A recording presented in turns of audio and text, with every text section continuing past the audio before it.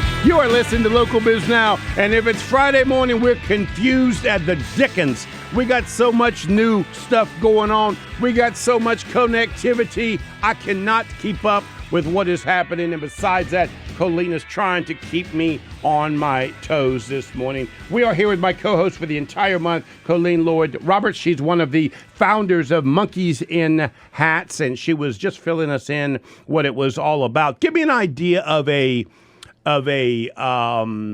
preferred client. What do they look like, Colleen? Our preferred client is someone who is in probably around $2 million to about $5 to $7 million annually and wanting to grow from there. And very open-minded. We work with people who know what goes into marketing. And because they know what goes into marketing, they know that they got to hire an expert. They don't have the time to do it all. Like we do email marketing. We do all the Google ads, the Facebook ads, the YouTube ads, the TikTok ads. Tickety talk. The tickety talk. Did you set? You know, did you set your Colleen TikTok taught me thing? about tickety talk, and you taught me about Omni Media channel. Omni-channel marketing. Okay. God, I love how you pay attention. I did.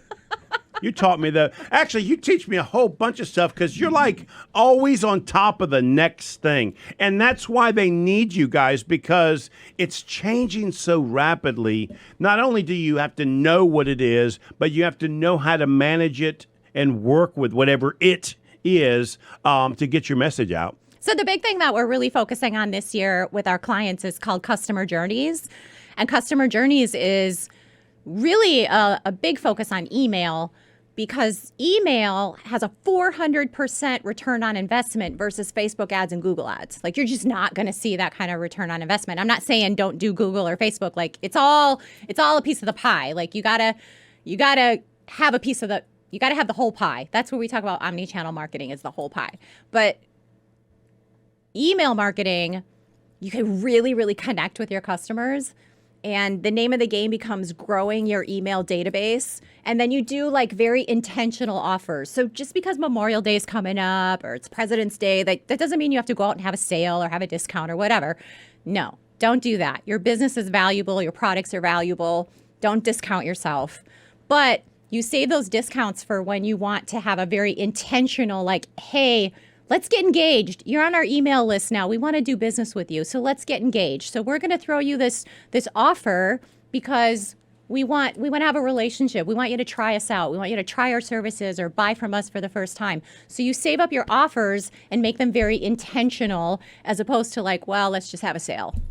And let's have a sale because it's Memorial Day or Yeah. 4th of July, that sort of stuff. Yeah. Or a discount or maybe you're not in I mean, that. your face gets all contorted when you say discount. You just don't like discounts, do you? No, because I think that in that, if you're in that space, like if you're a discount store, okay, I get it. But then even if you're a discount store, like, then people should just shop with you because you're already on a discount. Like, if you're a discount space, like, you shouldn't be discounting even more off of that space. Now, I get it. I get some of the big corporations, like, that's their shtick. Like, I totally Sure, like, get that. there's some pizza places that's how they do it. They're all constantly creating a product and a discount for that product. That is their marketing. Yeah, there are some businesses that works for. Right. So that's not what I'm saying, because there's a time and a place for that, but they're intentional. They're intentional about it. So as a small business, though, you have to look at that customer experience, and you have to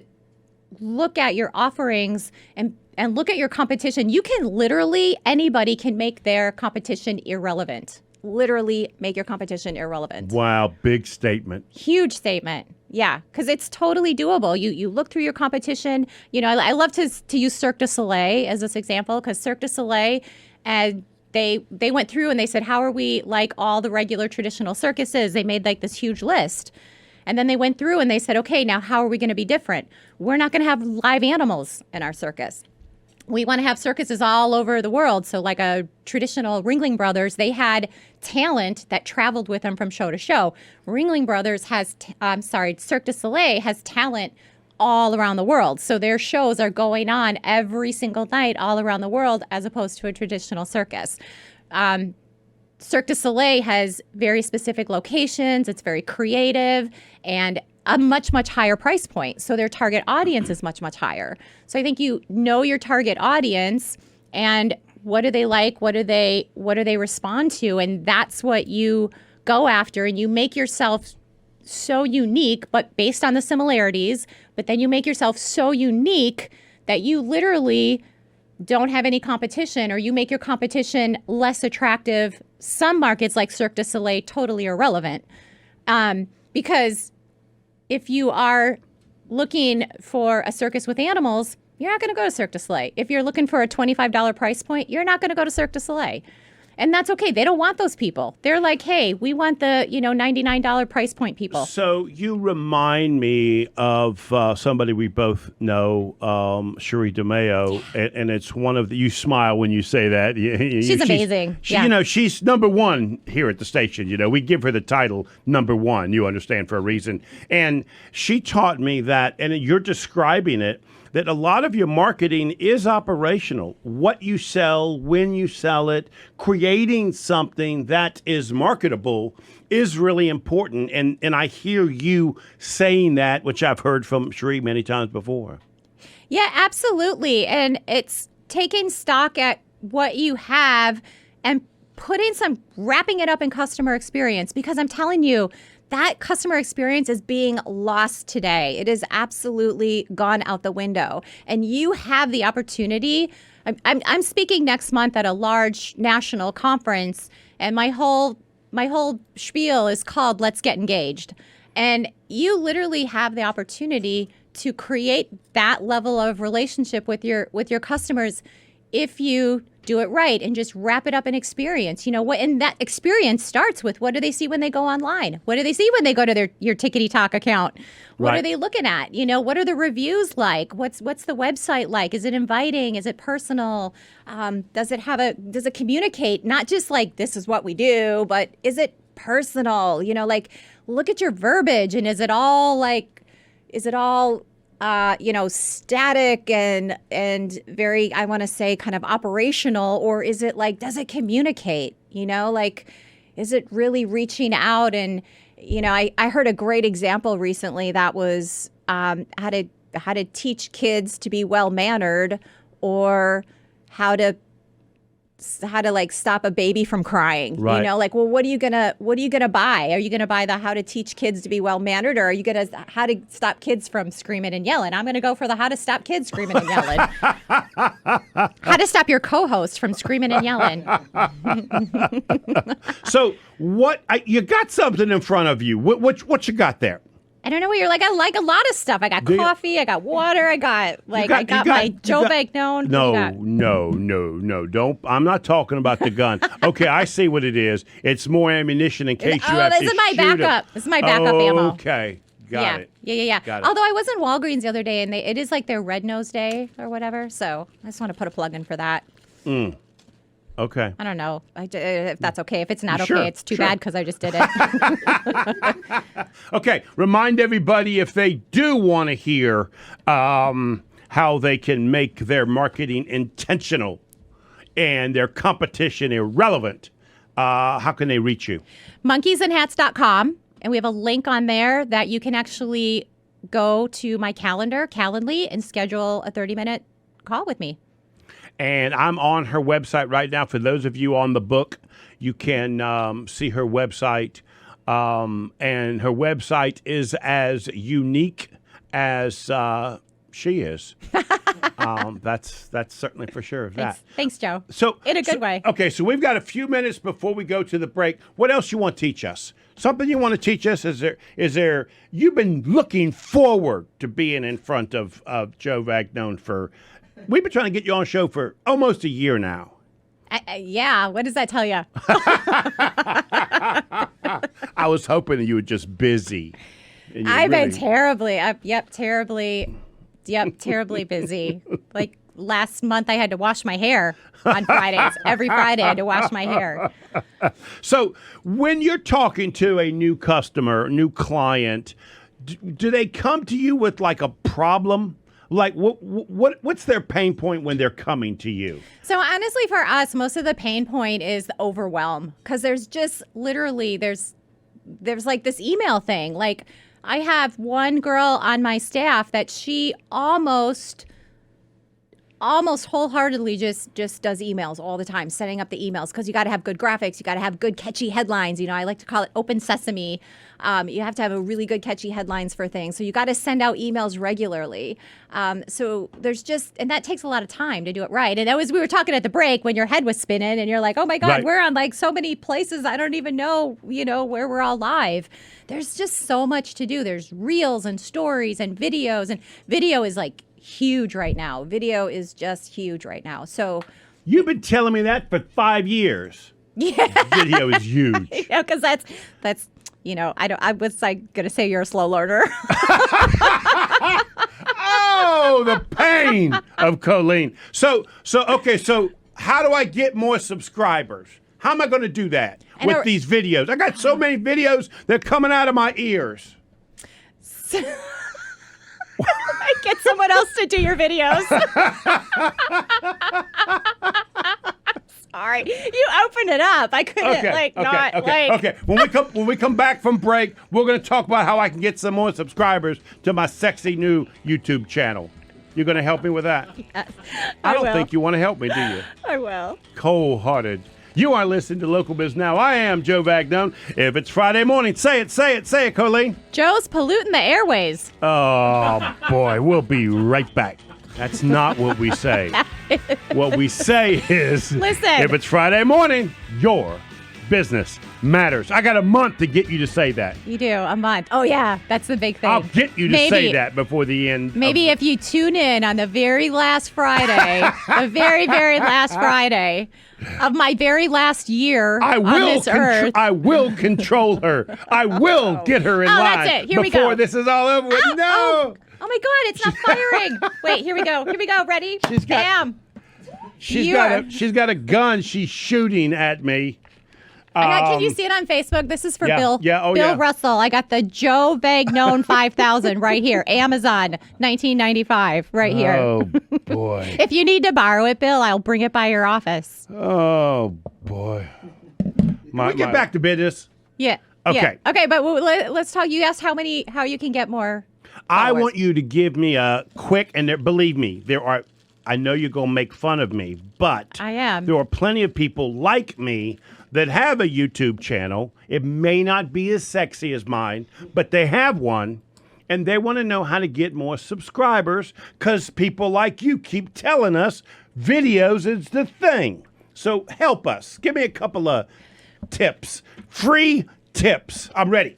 Free tips. Okay, so this is really truly the $1 million question. Like if I had a magic wand, I mean, I would not be here. I mean, I don't really want to be here in the first place, but I would be like somewhere on the Maldives Islands on my yacht or something like that. So, and I'm going to say this, and your eyes are going to roll, but it's about relevant content. But what does relevant content mean? So what I tell people is to relevant content to my primary to your client, primary right? audience, but that doesn't necessarily mean like getting on and always talking about business. Like you got to talk about things that are interesting to them and talk about or do videos that people will look at and connect with, Right. And I hate to say it, I worked with this sporting goods store, right? And the guy, he got on this treadmill and he rode a unicycle on the treadmill and he got a million freaking hits, a million. See, and some of us just don't want to do that. If you're telling me I got to do something, you got to get a unicycle, peculiar, Joe. It's not who we are, right? I mean, right. So there's another key. Like let's talk about Reels for a minute. Instagram Reels. So Reels, Joe, for you are little tiny videos on Instagram. And Reels, part of it is you got to go and find the music that's trending. It's all about the music. So you find the music that's trending, and then you create a video that fits into the music. I never even gave any consideration to Tell the by the music in look on your background. face right now. You were just like, what? There's music? What does music have to do about selling a business? I get it. Yeah, you got Because to. I'm connecting with the person. You are. Okay, I got it. And you have to connect with them in a way that's like entertaining. You know, what's going to make somebody stop and go, I want to watch this. I want to see what happens. I want to watch keep this. watching this. I right. want to, yeah. And so having a really good teaser that kind of cuts off like those great little teasers in the beginning, and having a good title that, like we talked about earlier, you know, like a good catchy title. Those are the kinds of things. And that's what you help your clients do. Come up Yeah. with that title to connect with, in my case, the person thinking about selling their business. Yeah. And I'm going to blame Isaiah because he puts my music on, so he's been giving me bad music. So it's Isaiah's fault. I got bad music. But I do want you to know, Julie just told me I'm now up to 66. So during our conversation, we picked up 6 more subscribers. You're welcome, Julie. You're welcome. Anytime you need more followers, you just call me. And now I think I'm getting paid per follower. And now I think I'm going to make Isaiah come up with a better song choice. He's doing a bad job. It's Isaiah's fault. I should already be at 100 if Isaiah would have picked good music instead of Wizard of Oz music. Isaiah's just rolling his eyes like, oh God, now he's blaming me for the now he's blaming me for the YouTube channel. Okay. Yeah, you know, because Isaiah's really, Joe just blames you for everything. Seriously, is there anything else you want to add? Because there are a lot of people like me that would like their videos to be seen, and you just said something. More shorts. It doesn't more have to be a long period of time. And I really want to say, because I deal with this with all our clients, and they look around their stores and they look around their businesses, and they're like, oh, let's do a video on prom dresses, or let's do a video on this or that, or da-da-da-da. And like, that's not what it's about. It's like when you're scrolling through and people are watching, you know, scrolling through their feed at 10 p.m. at night, do they really want to see a short about prom dresses? No, they want to see, you know, some other content that's interesting to them and relevant to them and kind of funny or entertaining. And so that's where it becomes. So, but Colleen, the problem is you're asking me to be an entertainer, right? I know that's tough. It really, I mean, you're laughing, but most of us, it's not what we do. You understand? I mean, I might be on this radio show and I might be entertaining, but we're talking about business, something that I enjoy and something that I understand. It's not easy to do. Right. So you want to come up with a little bit of a shtick. Like if you're going to just talk about business, which you should, like there should be business, you know, the business tips and tricks and how to sell your business. Like you should be a resource for that. Absolutely. But you should also be capturing people's email addresses. So really and truly, as you're building your following, the following is really a toolbox, and you want to get like, great, you've got 66 people watching and you want to get 100, but are they getting those people's email addresses? Like what is no, I have no idea who they are. I got no idea who they are. Looks like 6 of them are Colleen's friends. This conversation reminds me of my son showing me a video years ago of a guy that sold golf equipment, and the only thing he said on the video is, we sell golf clubs, we sell golf clubs, we sell golf clubs, and he said it like 25 times, and the video had like 4 million hits.